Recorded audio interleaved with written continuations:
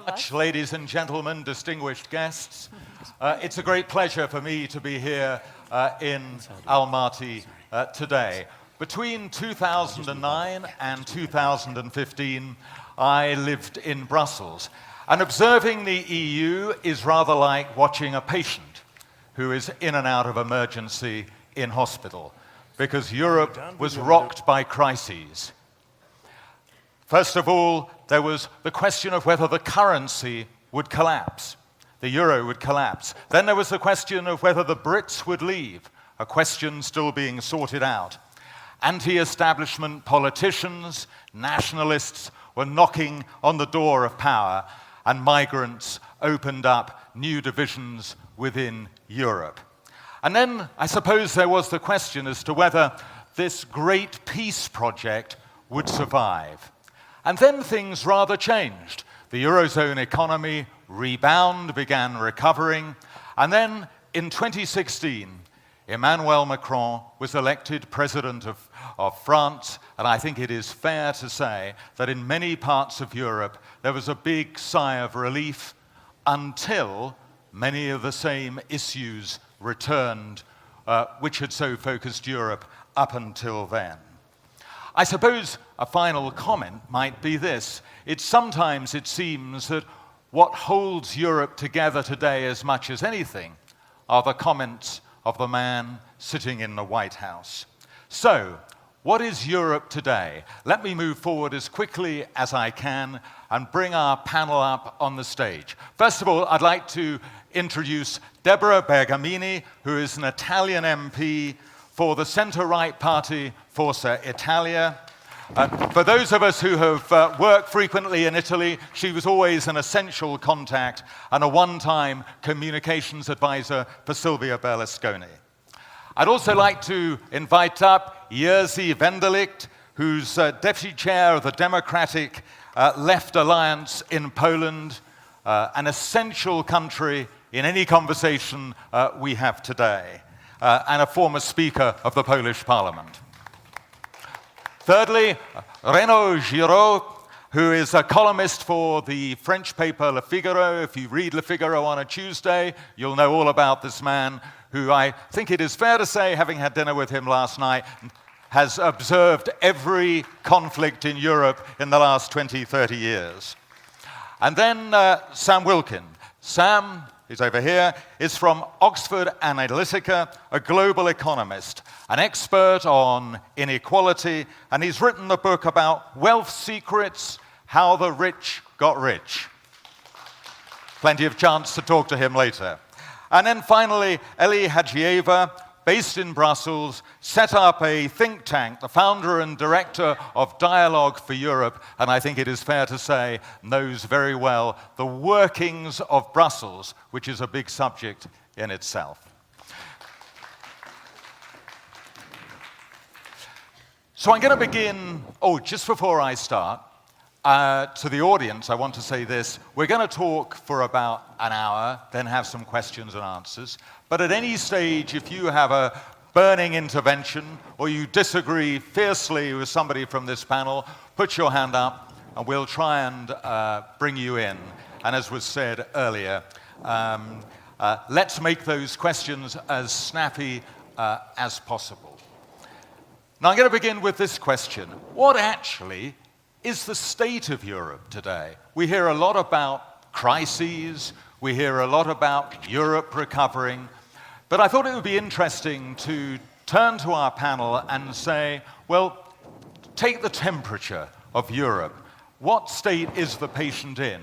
And who best to begin this is Deborah Bergamini, because after all, at the moment, Italy looks as if it's about to have the first populist government in Europe. So, Deborah, take us through this. Where is Europe today? What is Europe today?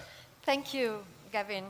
Well, it's the question that all of us, all politicians, representatives of the people, are asking ourselves in these very months and weeks.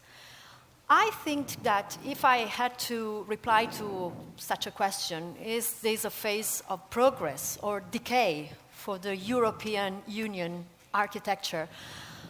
I would probably say that we are undergoing an introspection phase, just to use a word that has been used in the previous panel by some speakers. It is a moment, and I think it's a very good phase for the European Union, a sound introspection. The European Union has been built with a great effort, with a few errors, but is so far a great success story. And Matteo Renzi was telling us this previously. It's a great success story that has been challenged in the last few years, and you list it, by many causes, starting from the financial crisis onward to the migration crisis, the migration emergency, the Greek crisis, the terrorist challenge to Europe, and many, many other things. Also, the independentist boosts and pushes all over Europe.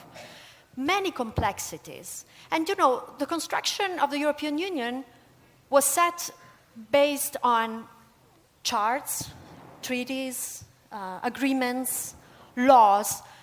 So it was a phase where people in Europe had been busy building up the framework of the European Union. But what we are realizing now is that what we are missing is a real European dream. That's what we are missing now. All the crises, all the challenges to Europe showed that the principles of solidarity, of true union, true relational union among the people of Europe is still to go. Okay, let me take up that point. Renaud, the European dream, which Deborah's just been talking about, does it still have that pull and appeal, particularly for a new generation? I think you have like 2 good news and 3 bad news in Europe. 2 good news that the purpose of European Union is fulfilled. It's peace in Europe. You don't have peace in Eastern Europe. You don't have peace in the Middle East. You don't have peace in Northern Africa. You have peace in Europe. The second good news is that the Eurozone does work. And the euro has become a very important international currency and will remain such.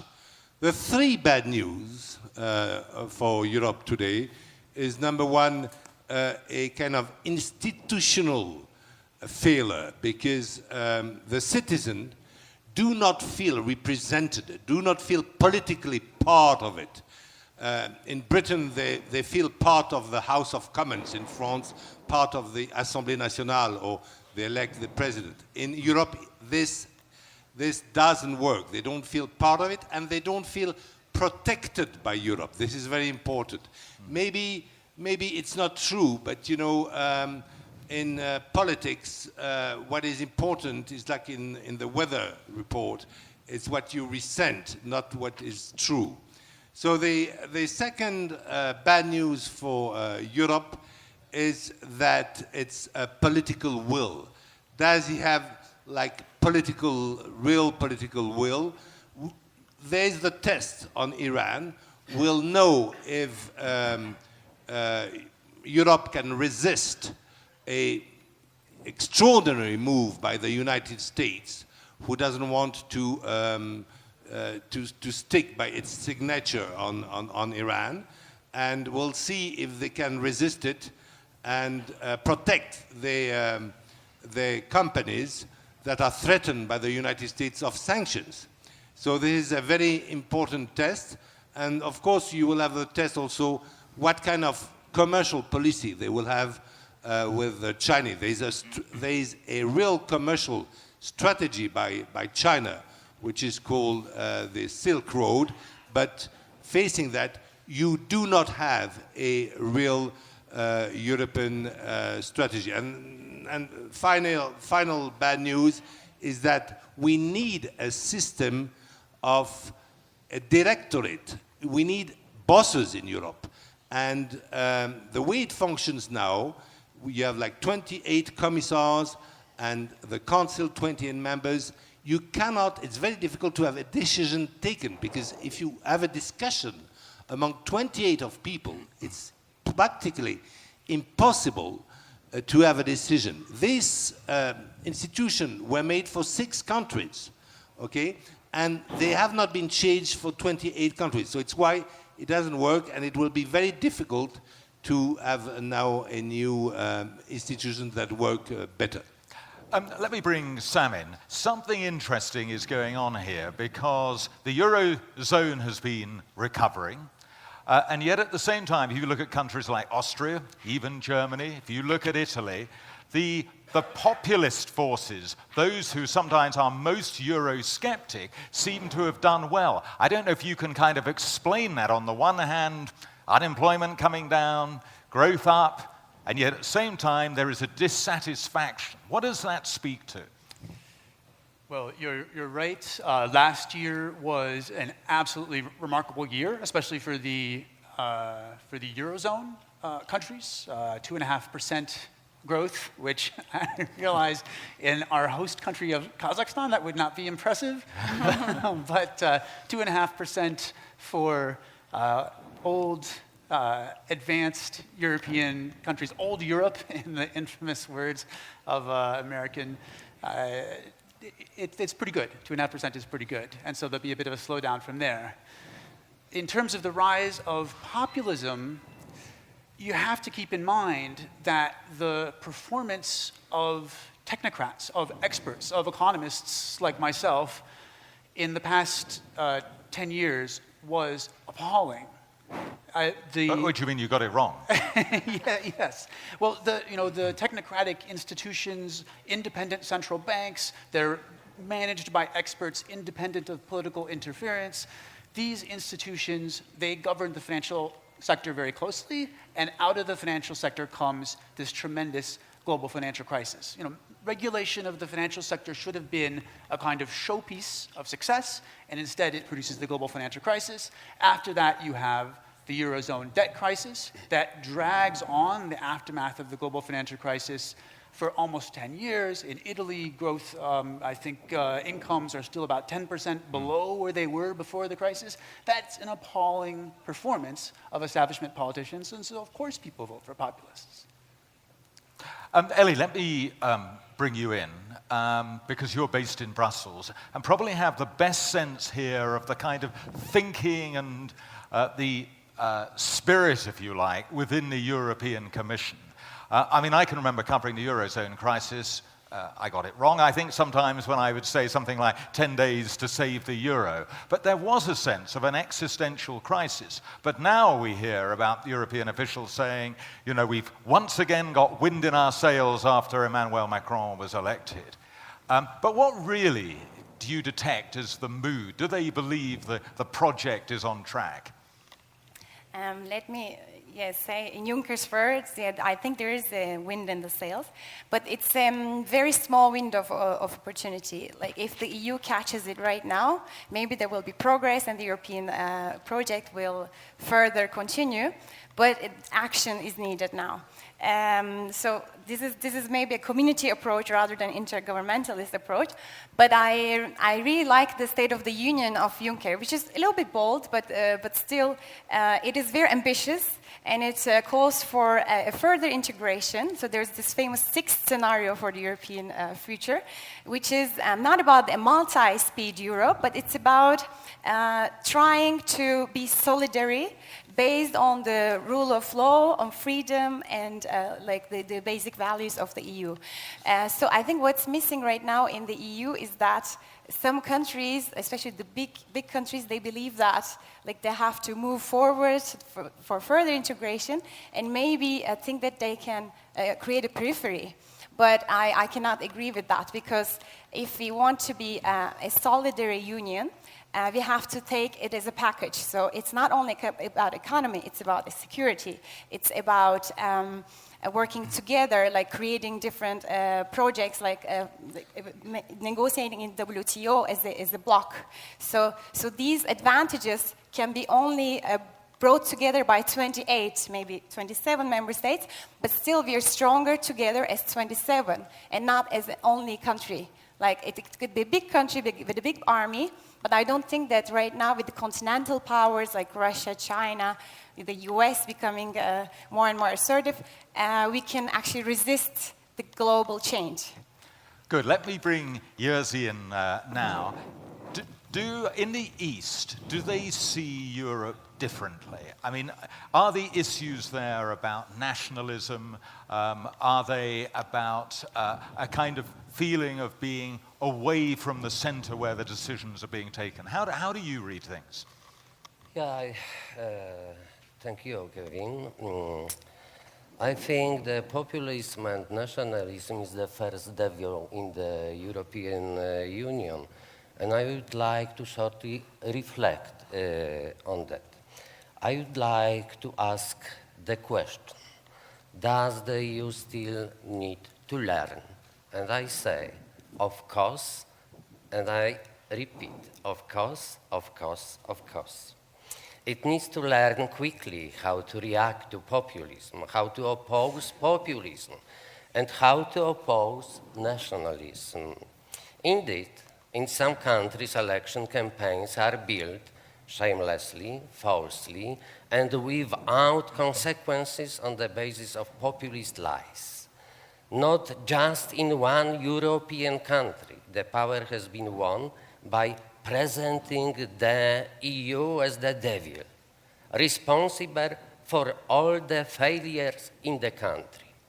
The election success achieved thanks to such anti-European lies, encouraging some political powers in some member states to use populist and nationalist argument as a tool in election campaigns. I would like to ask another question. How should the European fight populism? First of all, and I'm sure that it is a very realistic idea, those groups of people who didn't benefit from joining the EU need to be included in the European debate. Those who did not become beneficiaries of the EU success and progress. It needs to be an honest conversation. The EU needs to admit that it has made a mistake by leaving these helpless groups on their own.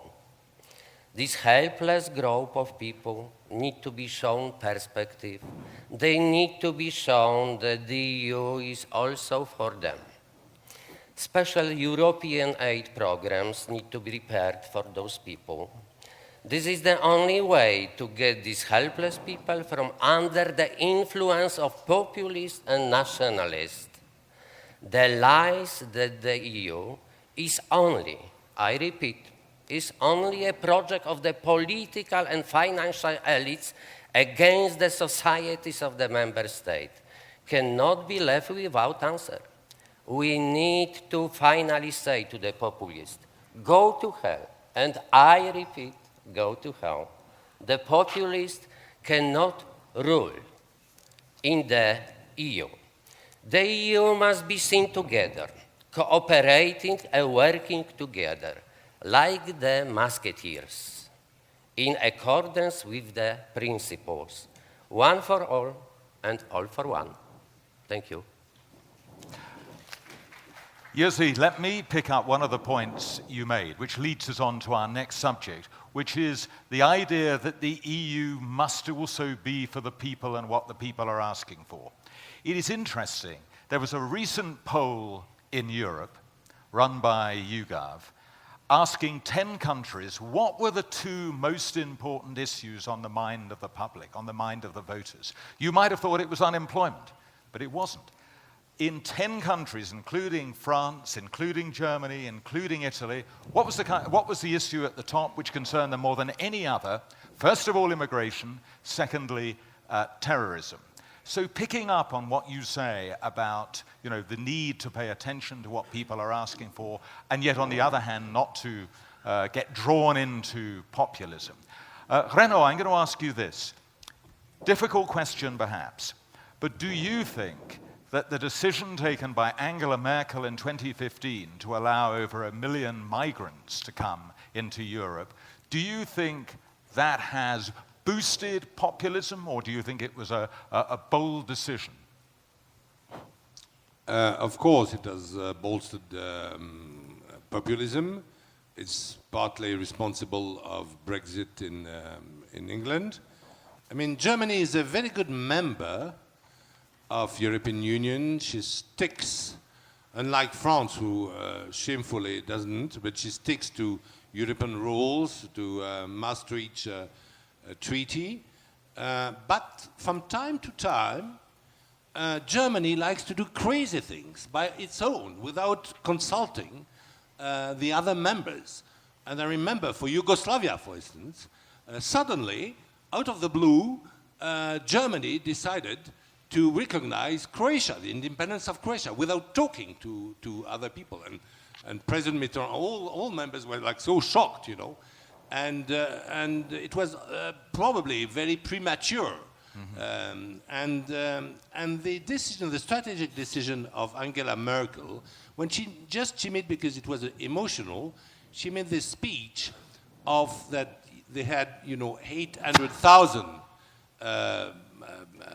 seats, if you like, available to Germany for refugees, but she didn't realize that it put on the move millions and millions of poor people in the world that think that European Union is kind of El Dorado. And now you have people from countries in peace, like Nigeria or Pakistan, trying to come to this so-called El Dorado. So for such a strategic decision and deciding to open its borders, the minimum rule of European solidarity is to speak to other member states, because of course this decision of Angela Merkel had big impact on other countries, okay?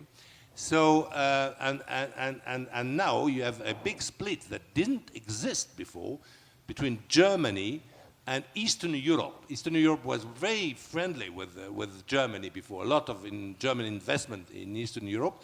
And now you have a group called Visegrad Group, which is totally against the immigration policy of Angela Merkel. So, yes, I think that and of course, in her own country, it helped populism. Now the, you know, alternative for Deutschland is going to be to pass the Social Democratic Party. So yes, it was.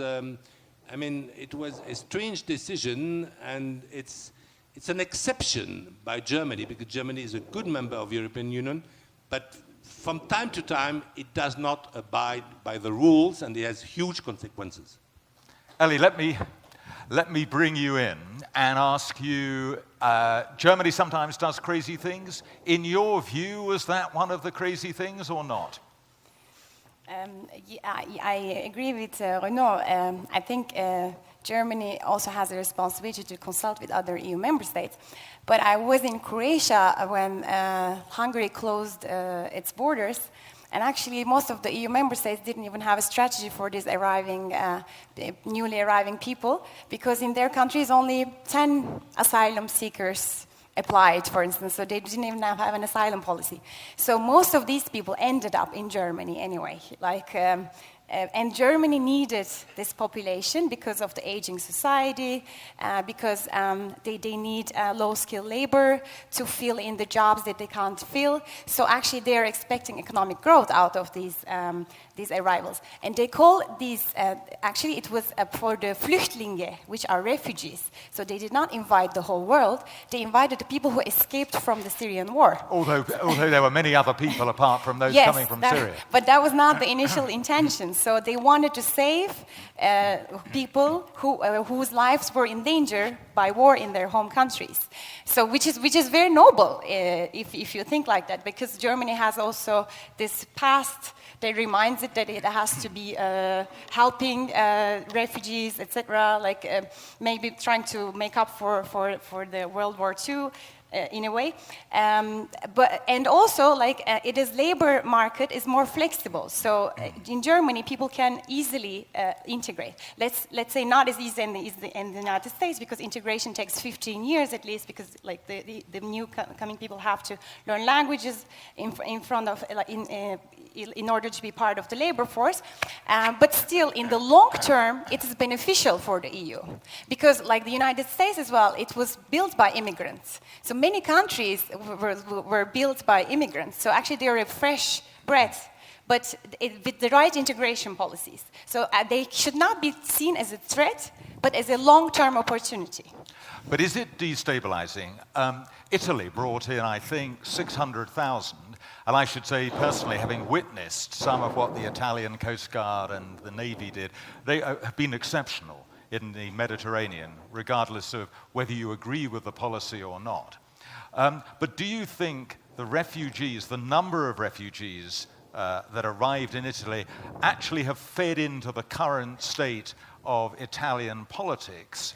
And in the end, does that actually indicate that some of the tension politically in Italy is about identity? Well, absolutely. Italy in the last 4 years and a half had to absorb almost 700,000 migrants and refugees. And all the principle of solidarity within the European Union framework disappeared like for a magic. So Italy was practically left alone in dealing with this true emergency. What is the outcome? The outcome is that Italians are fearful and they question their own identity, meaning that a country such as Italy cannot absorb during an economic crisis. It's not like the US. They were, sure. Of course, they were attracting migrants in a moment of great development, but that's not the case of Europe, and that's not the case particularly of Italy. So they had to absorb migrants and refugees in a moment, in the most serious economic crisis of its history. So that, of course, posed identity questions, because it's very difficult for a country of 60 million people, inhabitants, to absorb in such a short lapse of time such a number of people. There's no work, unemployment is very high in Italy, no perspectives for these migrants and refugees, social alarm all over Europe. The result is that populist parties and movements did gain a lot of consensus. And as you were saying before, now we are testing for the very first time in Western world a coalition between two populist parties. Well, then the definition of populism and being popular is, it's always very partial. Sure. But let's use the stereotype, although I don't like stereotypes. But two so-called populist parties are experiencing now a coalition, one and the other trying to set up a government in a country that has so much complexities. We are all very worried, but we have to keep in mind that all these experiences, recent experiences in the European Union framework, reminded us, politicians as well, that Europe is not about laws or treaties, it's about people. And if people do not understand which are the benefits for them of being European people, everything will end up in decay, not in progress. Sometimes being a member of the parliament, I have the feeling like people are turning back onto local communities and being citizens of smaller communities and realities because they feel that they cannot control anything. European Union is so huge, the project is unclear. So for need of control against fear, they rely on much, much smaller realities. And this poses a question of whether the future of Europe will be more integration or less integration, more flexible or less flexible. No? This is a huge question mark, and it's an identity thing. Let me just say one thing. How was Italy unified? Was it back in 1861 with, war? No. Italy was unified by two factors in the 20th century. Television, because public service broadcasters taught Italian language to everybody, and by the military service that was obligatory. Mm-hmm. That unified Italy much more than anything else. Now, if I see Europe and the European Union, I ask myself, what is unifying the European peoples, such as Italian service broadcasters did? Peace. I mean, Peace. the history. Absolutely. And a very tiny thing, Erasmus project. That worked very much for the unification of Europe. But we still need much more than this. Well, look, towards the end, we'll come and talk about the future and how we see the future. But Sam, I wanted to bring you in because whatever might be said about migration and the pressures it puts under Europe, actually Europe needs migration because of the demographics of an aging population. Do you sense that Europe has a plan as regards how it's going to sell the fact that it needs newcomers, and at the same time, a very, as Deborah's been saying, a very fearful and suspicious population? That is a difficult question. I mean, because you don't have a German on the panel, I want to speak up for Germany here. I want to dispute that, that it was an emotional decision by Angela Merkel. Maybe, as Deborah has said as well, the decision was taken poorly. But fundamentally, as Ellie was saying, Germany needs young people. From 2021, the German working age population, even with the refugees they've taken in, the German working age population begins to shrink, and they start to lose economic growth every year. At first, the penalty will be small, maybe 1/10 of a percentage point of economic growth, but they'll basically start losing more and more economic growth every year from about 2021. And so they desperately need people. Now, I understand that Italy doesn't. Italy still has huge unemployment, partly cyclical, but Italy still has huge unemployment. Obviously, France has high unemployment. In Spain, the situation is even more extreme, 15% unemployment. In Greece, 30% unemployment. Youth unemployment is even higher. So I understand that a lot of Europe really doesn't want this influx of people, but Germany desperately does. I don't think it was an emotional decision. I think it was partly an economic decision, and admittedly, it's divisive. I don't think there is a plan, and I think it's hard to make one because not just the sort of differences in terms of populism and so on, but just the economic differences there are so extreme and what people want that it makes it really hard to make a joint plan. Jerzy, do you want to, having raised this issue, do you want to say anything further or wait until later? Would you like to say anything further now? Yeah, if I would like, to change your question, I would like about countries which are a problem for the EU. I would like to emphasize, as a former deputy speaker of a Polish parliament, as well as acting for some time speaker of Polish parliament, and I am aware of the fact how anti-democratic and harmful is the limitation, legislative and judicial power. I don't know if Deborah will agree with me. She is more competency for estimated this, but we'll soon have a new populist government in Italy. And it is this is particularly important because it is the third biggest European economy and the first one in the country that founded EU. Yeah, that I repeat the question. Are there countries, including, it's pity, Poland and Hungary, which are problem for the EU? In the EU, a group of states appeared of so-called non-liberal democracy. It's about infringing the EU values. The problem in this country is not maintaining the balance between the legislative, the judiciary, and the executive. The executive is overvalued. The executive is overestimated against all principles, against all standards. The President of the European Council, Donald Tusk, said at the latest EU summit that it's not about Brussels' disagreement with one member state or another. It's only about the rule of law, which is one of the main values of the European Union. For this reason, ideas have appeared of limiting the EU funds for those member states who do not comply with the rule of law. However, I believe that the reason for this financial restriction will disappear.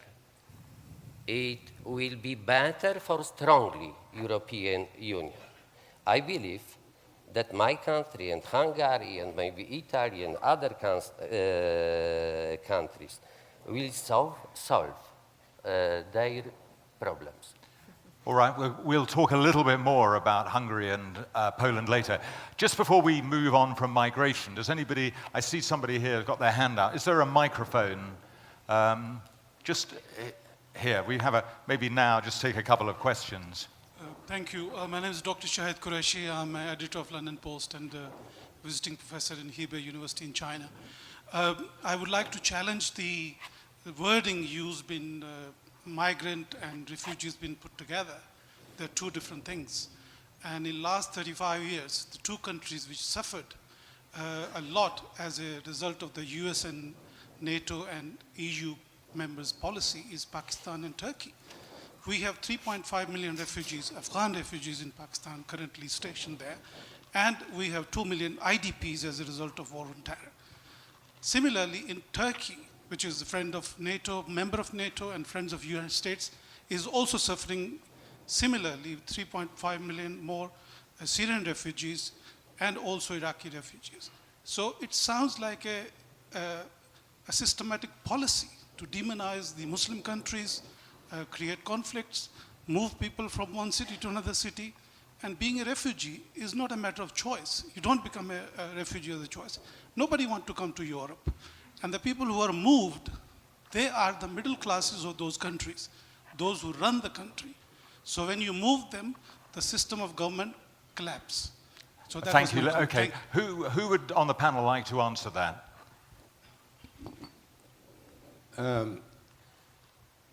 There's something very weird in all this migration of 2015 and 2016 that a lot of people who were fleeing this war in Syria went to Turkey.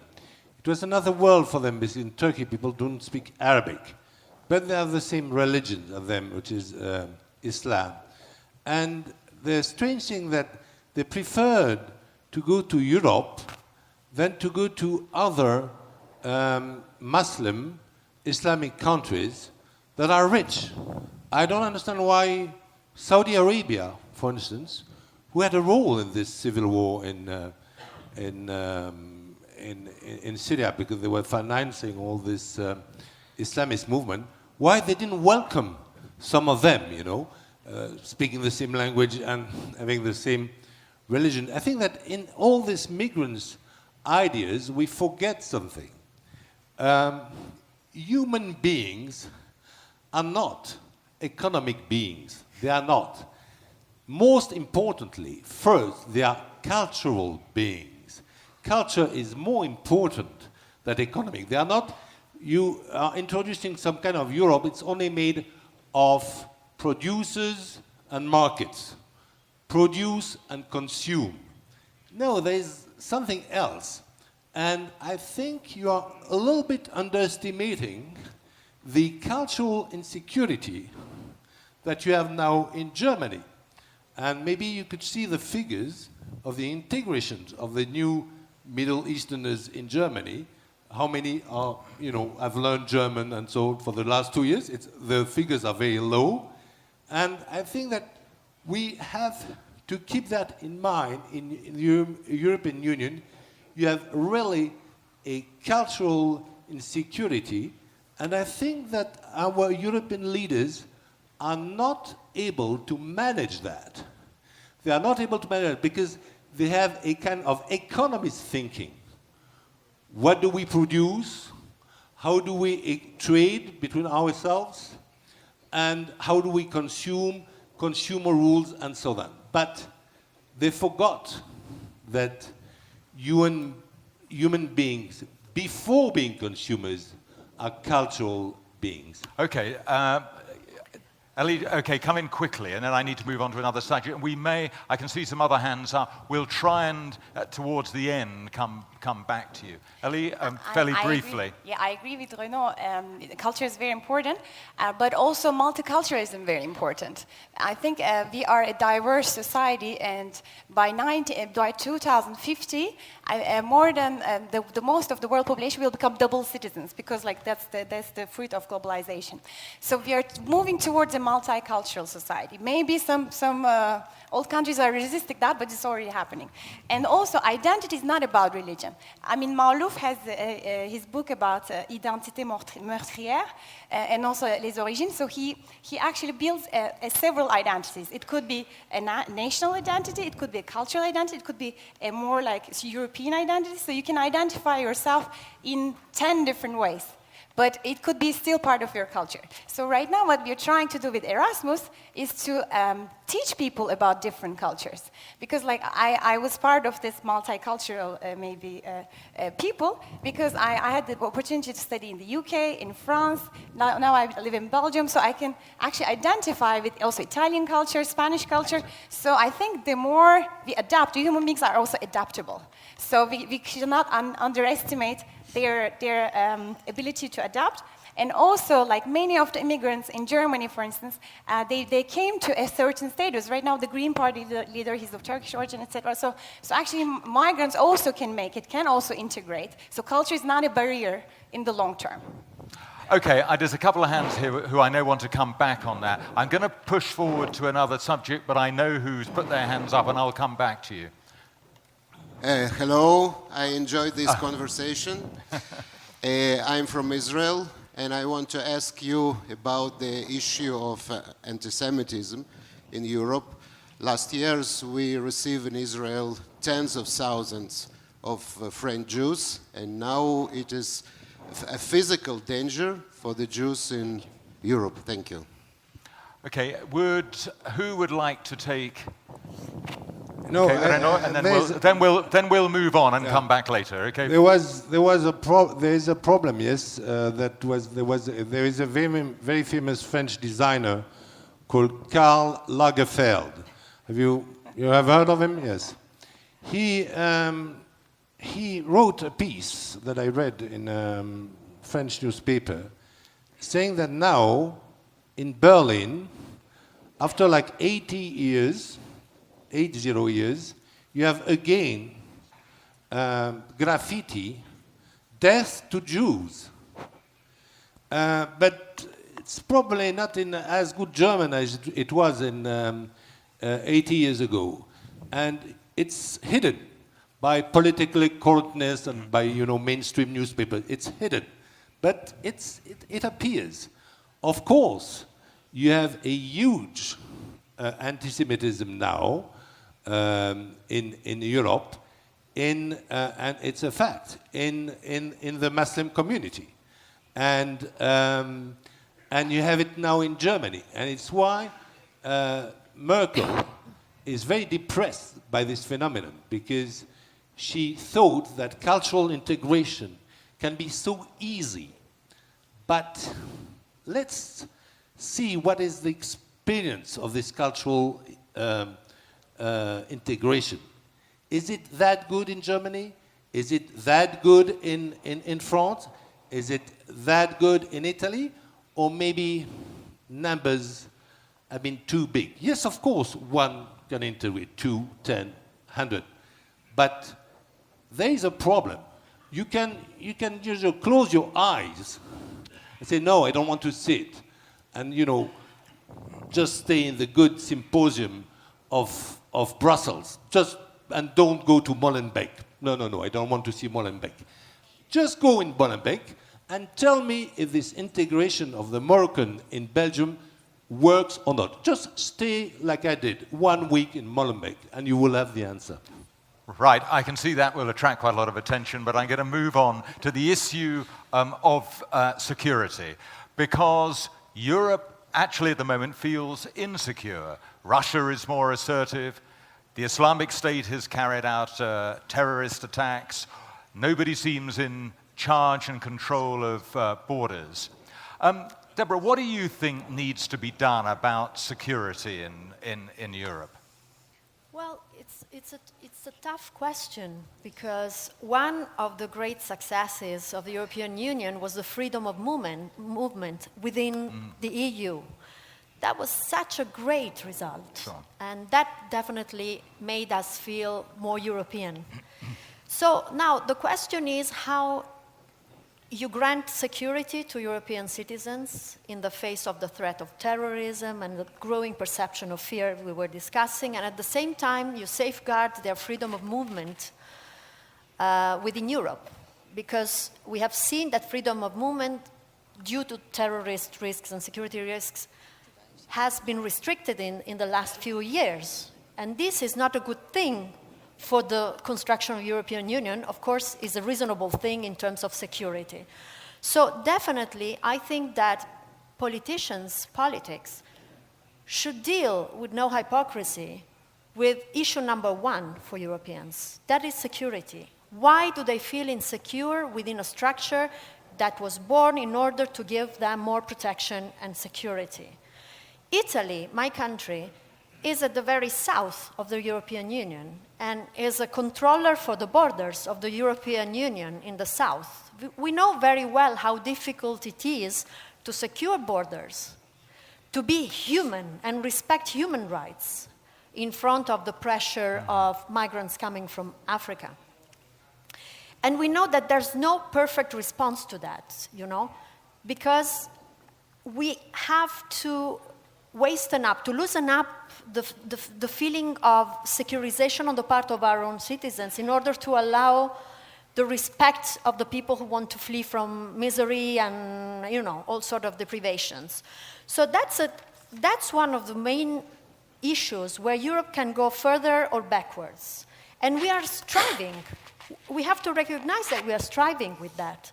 Certainly, there is one thing that is good, that the threat of terrorist attacks brought with them an easier cooperation among the states of the European Union in terms of police, in terms of security. And this is a good thing. That somehow boosted this. This is probably the only good outcome of such a dramatic situation within our borders.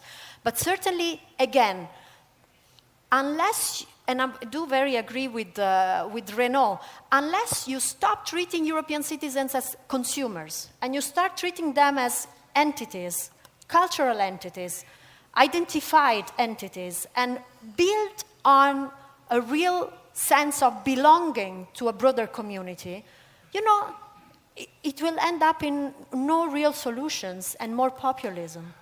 But do we see that happening? I'm just thinking, Europe is known for its soft power rather than its hard power. Ellie, maybe you don't think that's right?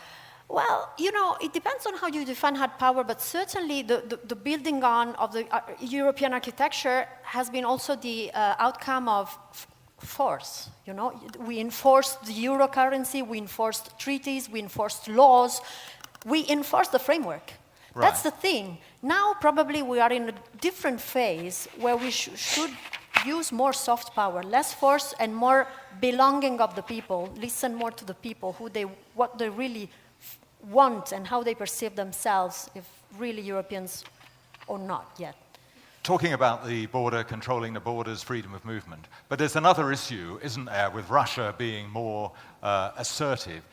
In Brussels, is there the will, do you think, to increase defense spending and to actually say to Russia, we will stand up to you if you,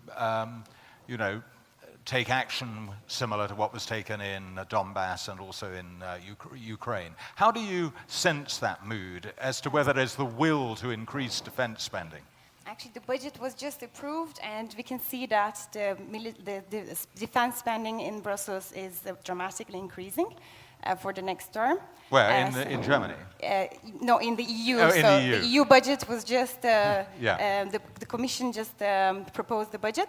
So the incentives are big for creating a truly European defense, especially right now with the Brexit, because the biggest armies in the EU were I mean UK and France, and right now so there will be a void after the Brexit. So there are ideas to invest more resources in the European defense. That was also Macron's vision when he actually mentioned the European sovereignty.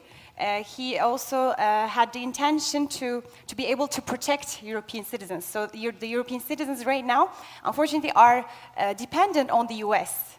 When the US does not enact Article 5 of NATO, then there is no protection possible for the EU. And Germany is very reluctant to invest, like its own army, even it does not have a lot of spending. So the EU is going to face a big problem of defense and security, like if there is no initiative to build a more European project in these areas. And actually, the strategic autonomy for the Europeans is going to be more and more important, especially with the US stance right now, being with all this trade war and the Iran, the withdrawal from the climate change deal, the withdrawal from the Iran nuclear pact. So that's going to have, already it started with Obama, but right now with Trump, it's actually showing that the EU will need more and more independence. And more independence from Russia as well, because EU is very independent on energy. So, Sure. So we have multiple dependency issues that can be maybe resolved by a stronger cooperation in the defense area, but that's also very difficult because national interests are very different. So it's in the case of, for instance, for the US, it's as if California, Texas, etc., so they have all their state priorities, and then these priorities have to become continental priorities, which is difficult to achieve, but it's not impossible. Renaud, does European defense carry conviction? European defense has been a dream for the last 40 years. It never happened. There's like two armies in Europe ready to fight. What does fight mean? It's to kill and to be killed. And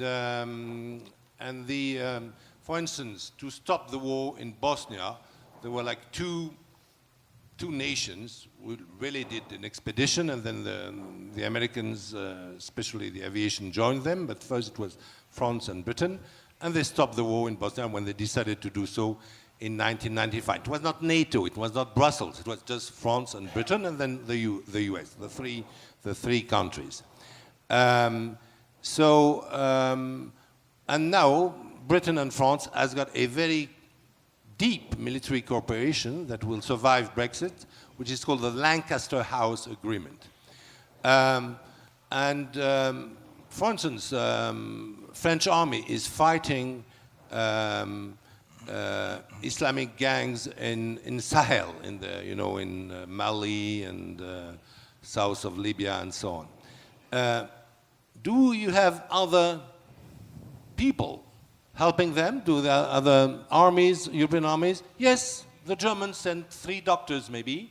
The British sends helicopters to help. But the whole job to kill and to get killed is done by the French. So European army does not exist.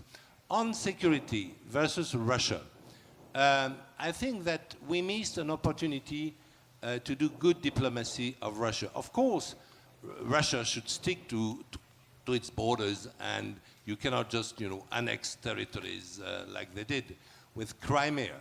But it's true also that European Union had done a deal in Kiev on the 21st of February 2014. There was a Ukrainian deal that got the signature of France, Poland, and Germany, and these 3 countries just left Kiev and were not able to keep the deal. Of course, it's a provocation to tell to Russia that Ukraine would be a member of NATO. And if Canada decided, or Mexico decided to be in an alliance, military alliance with Russia, I think that the US would be very upset. So it's realism, and if we had gone after this agreement on Ukraine on the 21st of February 2014, if the French and the German foreign secretaries had gone to Putin and told him, number one, Sebastopol will always be yours. Number two, NATO will never be in Ukraine. And remember, Vladimir, that in April 2008, in the Bucharest summit, we vetoed the entrance of Ukraine in NATO. And number three, of course, Russian will always be spoken in the eastern region of Ukraine. I think Vladimir Putin would have taken the deal. So we made bad diplomacy. It was a good idea to propose to Ukraine an agreement, a commercial agreement. After all, we have already an agreement with Turkey, for instance. Why not? But the mistake is that there was no European speech, big speech, to propose in the same words, the same agreement to Russia. That was a big psychological mistake. Even Truman, you remember President Truman of the United States, he was very anti-communist. But when he did the Marshall Plan, he proposed to Russia and Eastern countries, communist countries, the same Marshall Plan in the same conditions. They refused it. It's up to them. But it was proposed in the same. And I think it's a big diplomatic mistake that we made. We have to take back Russia in the European family. It will be difficult. I hope my president will do something in St. Petersburg in the 24th, but we will see. But it's important that Russia is part of Europe, and it should come back to Europe. Thanks very much, Renaud. I want to move on and just ask a question very briefly, about Brexit. The one subject which I know most people turn away from. But maybe ask you, there's a question I have in my mind, and I'll ask Deborah as well. Does Brexit matter to Europeans and in Europe the same way that people in the UK are obsessed about it and what it means for their future? What's your view, Sam? Another difficult question. Yes, well, I think Americans like to use the phrase wake-up call, so I'll use that phrase. I think it was a wake-up call, and one that was much needed. Unfortunately, the call came a bit too late, and I think you had the Italian election before the call had really been heard, and that sort of delivered the same message, but in a much harsher way, and in a way that ultimately I think will be much harder for the European Union and especially the Eurozone to deal with. Are you saying that if the Italian election had come before the vote in the UK, it might have made a difference? What I'm saying is that a big problem that drove both of those votes is that the European Union has a profound democratic deficit. Basically, people they feel that the European institutions are gaining more and more power, which is to an extent true. And they feel that they don't have a say in the way these European institutions are run in the same way they do with their national governments. Some are pretty upset about their national governments, but European institutions, it's even worse. And so, your first wake-up call ought to have been the European parliamentary elections, where populist parties were the largest winners in France and the UK and others.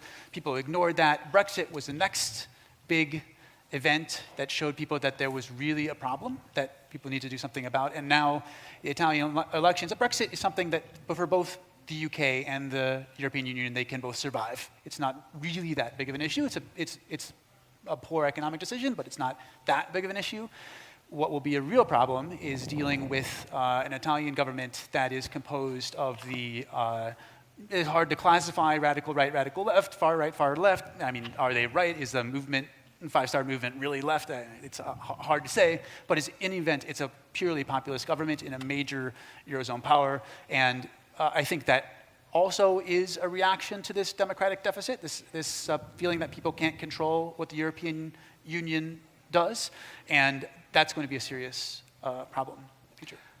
Deborah, let's presume that the UK leaves the European Union March next year.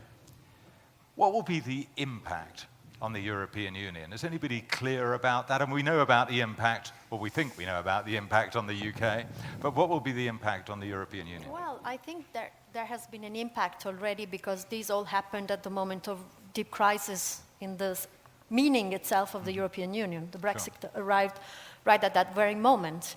Of course, UK was not in the Eurozone, so this somehow limits the direct impact of the choice, but certainly it has an impact because you would not have imagined such a thing happening only a few years ago. That was totally somehow unexpected somehow.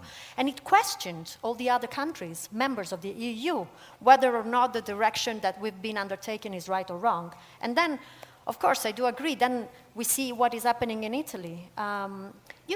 There must be something. If 10 years ago, according to a number of researches, Italians were the most pro-European population in Europe, and today, 10 years after, they are listed among the less pro-European populations in Europe. There must be a reason. A massive shift, yeah. People in my country are asking, hey, where are we?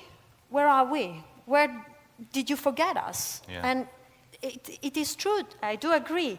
There is a democratic deficit, and there's also sort of a messy situation among European institutions, European Union institutions. The European Parliament is too weak, and that is the only body of representation of the European populations. If it's so weak with respect of the executive, there we have a problem. We need to enforce the institutional significance of the European Parliament. It is not only a matter of the decision-making process within the European Union that is very complex and not clear enough. It is a matter of the quality of decisions that are to be made. And who's deciding the priorities? Not the European people. Right. Jussi, I'm going to take something from you, and then I'm going to take a couple of questions which I know were around earlier, and then we will be moving towards kind of sum up where we think Europe's going to go in the future, which I think is a very important thing. Jussi, what did you want to say? You asked earlier about Brexit. When I think about Brexit, I think about enlargement, European Union, about these two issues, I think, together. That, of course, time is the best medicine. It is a shame, of course, that it has happened. Is the EU going to get over the grief over the Brexit? Is the question will be important, long time. But lives go on. The UK has left, but there are other countries which are applying for the membership. Countries such as Macedonia, countries like Albania.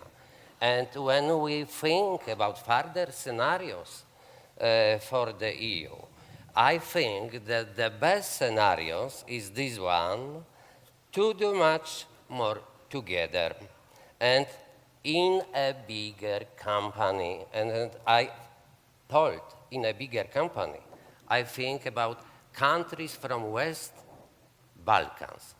For example, I repeat, for example, Macedonia and Albania. Turkey eventually part of the EU? Turkey, it is other problem because aspiration of Turkey has to European Union 60 years, and he closed, if I good remember, only one chapter. Then chapter together to closing is, if I know good, 23. That I think that it is a little further perspective. Very good. I'm going to take your question first and then yours behind. So if there's a microphone nearby. Yeah, there's one coming up behind you. Thanks so much. My name is Roldas. I'm a reporter of informbureau.kz. I have two questions. One of them is to Mrs. Girard. You said that Germany sometimes does have the crazy decisions. So how about the France when they decided to move forward with the UK and the United States to act on the controversial actions on the Syrian chemical attack? The first question is for you. On the Syria or Libya? Syria. That's Syria. in Duma. That's situated happening a couple weeks ago. And my second question to Mr. Wilkin. So it's unfortunately we don't have a representative from Germany, and it's really not perspective to talk about the challenges and issues of Europe without Germany. So I will ask from Wilkin, Mr. Wilkin. So what do you think? A lot of people knows that Germany had never motivation to be a part of European Union, and they refused to switch their currency to the euro. And what if happens one of the avant-garde countries of European Union, Germany, decides to move out from the European Union? What if it happens? What's going to happen? Okay, well, let's say, Renaud, we don't have a huge amount of time, so if you want to take the first part of that answer, then Sam. So there are two strategic mistakes of France towards Europe. One, not to abide by its promises of deficit and so on. Macron is trying to do it, because when you sign an engagement, you should stick to it. The second mistake is, yes, on Syria, I don't think we were cautious enough. We had a zigzag policy. You know, in 2008, we welcomed Bashar al-Assad in the Champs-Élysées. We knew his regime. I mean, it was not changed from Hafez al-Assad. It's a whole Baathist dictatorship. And then we changed 180 degrees. So we don't have a steady position. But we have a change of policy now, because this Syrian thing was not really useful, I agree with you, but was a small thing, and it's true that France doesn't like chemical weapons.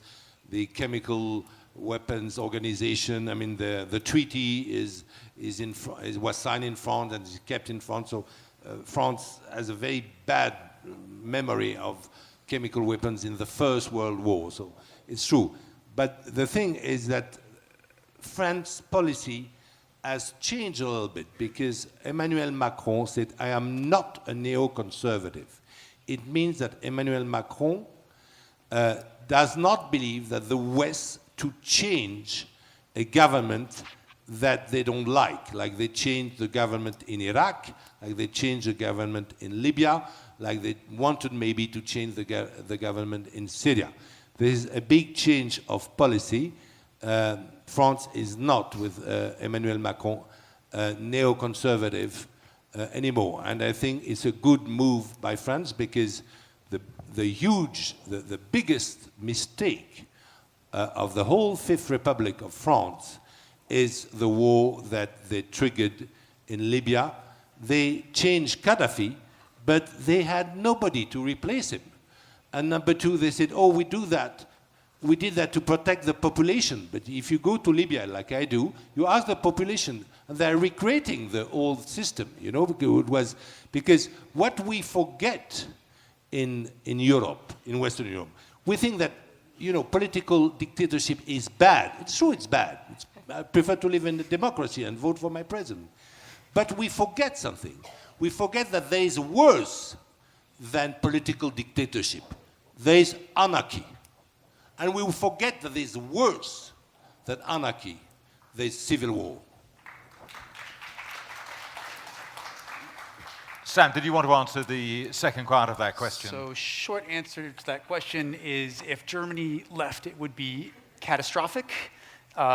It's also, I believe, unimaginable partly because of history, but also, as the Italians never tire of pointing out, Germany has benefited hugely from the euro in particular, because of the undervalued euro has really helped German exporters. They've reaped tremendous economic benefits from the euro. They would not leave for that reason. I think Germany has resisted heavily embracing the further Eurozone integration, like a common Eurozone debt and a common Eurozone budget. But I believe that is a negotiating position. And I believe eventually they will embrace those positions. You've seen the German position begin to move, and I think they will embrace Macron's reforms. Thank you very much. One question here, and then we'll move to, if we have more time at the end, I'll certainly come to you, but we'll then just move into a kind of summing up as to where we see the future. Please, sir. Thank you. Günter Knabe, I'm a German journalist. Okay. So I had to refrain from intervening, but there were many critical remarks on Frau Merkel's refugee policy. I must not and I will not add more. I can, but I will not add more critical aspects of that refugee policy. But just let me say one thing. It is a, if not an economic burden on Germany, Germany's economy is booming still. But it's a psychological and social burden on the German society in that sense. Because many of these refugees or asylum seekers or refugees from war, different classes of people coming to Germany, because our system is very benevolent to anybody coming to Germany. If you cross Germany's border and say, I seek asylum, and you are inside Germany, you are guaranteed health, work, and shelter. So this is known to the people worldwide. This is the attraction of Germany, not just refugees, but also for economic reasons, looking for shelter and economic welfare. Fine and okay, I understand it, but it's a heavy burden, I repeat that, on the German society in that sense, because these people are coming from countries having been socialized and educated in a different culture. And it's not that easy, as you say, as a European, to integrate. You're a European, and Europeans can integrate among Europeans much easier, I agree. But coming from other countries, other cultures, it's much more difficult, and even they are reluctant to integrate. That's the other side. And then the society is really burdened by that. The reason that, or one of the reasons that Frau Merkel kind of won the wars, the elections last time, it was the worst vote she ever got, her party got. So these are repercussions of that. And let me add one thing to the British gentleman saying Germany needs labor, right, but not people who are not trained, who are coming from countries where even the primary education is on a very low level. Germany's economy needs well-trained workers and laborers and technocrats. Most of the refugees and asylum seekers are simply not qualified for that. Be sure about that and frank about that. Thank you. Right, time to gaze into a crystal ball and to think finally where we see the EU going. Are we seeing more integration? Are we seeing a loosening of ties? Are we seeing a kind of muddling through? And I'll ask you all about that, because I think the audience here would like to get your sense as to where is this big project going. Ellie, why don't we start with you and just move down the line? Thank you. Let me be optimistic. I'm an optimist, so unlike my other colleagues here on the panel, I don't want Europe to go in a division of Western Europe and Eastern Europe to start with, because there's a reason that there was this enlargement happening. Actually, it was because of a crisis that the EU enlarged, because of the Balkan crisis, because of security matters, and because this single market is very important for Germany. First of all, and for the other countries, because there's a huge market and there's a huge movement of goods, but as well people and services and other things, which is the 4 basic freedoms in EU that we value. I want to. There's a poly crisis. Of course. But this might have strengthened the EU, because right now there's a united front because they don't want to give a precedent for other countries to leave. So that's why Michel Barnier is having a very strong stance when he's negotiated the Brexit. Which is probably a good sign for the EU. So also the migration crisis, it is important how we deal with that. We should not scapegoat any populations, especially not Muslim populations. The problem is not the Islam religion here. The problem is not even the people's qualifications, because with training programs you can handle these matters. The problem is the narrative of us versus the others. And that's how we get into radical ideas, etc. So the problem is the extremist ideas. So, and actually extremism is everywhere. It's not only in Islam religion, but it could be also in Ku Klux Klan, in some Christian communities, in some Jewish communities. It could be in any society. And we are, by the way, in a Muslim country which is very secular. So we cannot say, like all the Muslims are not welcome, they cannot integrate well in the Europe, because actually they're part of the European culture. Let's face that. So for me, integration, the migration crisis can also be solved in the long term with the right policies. So you see more integration?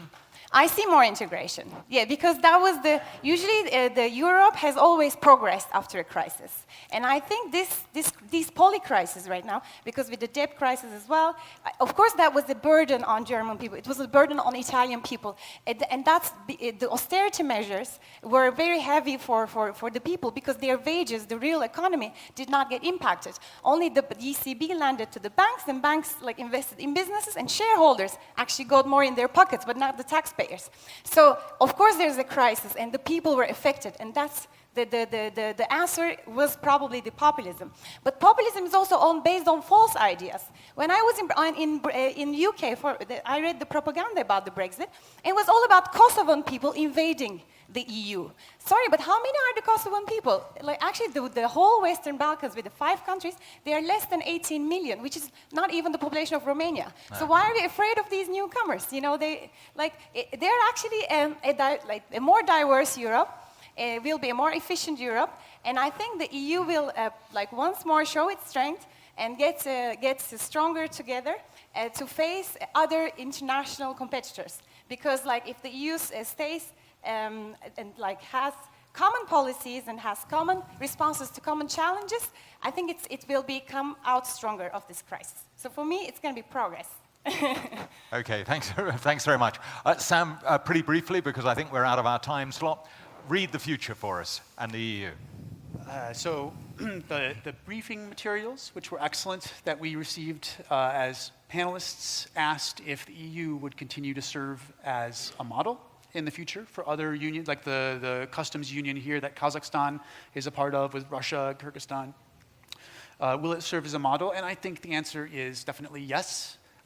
The European Union remains absolutely unique among free trade areas in that not only does it encourage trade between poorer countries and richer countries, which encourages the poor countries to catch up very rapidly, the process of joining the EU forces countries to become more alike, not just in terms of trade policy, but in terms of the way they regulate businesses, in terms of their legal system, even in terms of the political system, the way they manage the economy.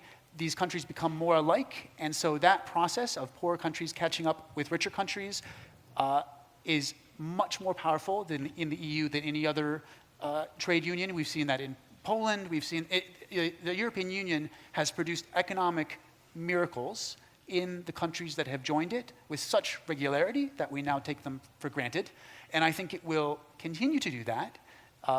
The Balkans were mentioned. I think that it has possibility to do that in the Balkans. I realize mistakes were made over Ukraine, but it has the possibility to do that in the Balkans. And if I was to say on the long-term security of Europe, the best thing it could do would be to do that, repeat that for Turkey. I'm not saying it'll be easy. Those cultural issues are extremely difficult to overcome. But if Turkey still wants to be part of the EU, and if that could be done, I think that would be the greatest thing for security in the long term that could be done. Okay, Renaud, very briefly, you have a president who has plans to integrate particularly the Eurozone further. You have Germany, very suspicious. How do you see, very briefly, the future of the EU?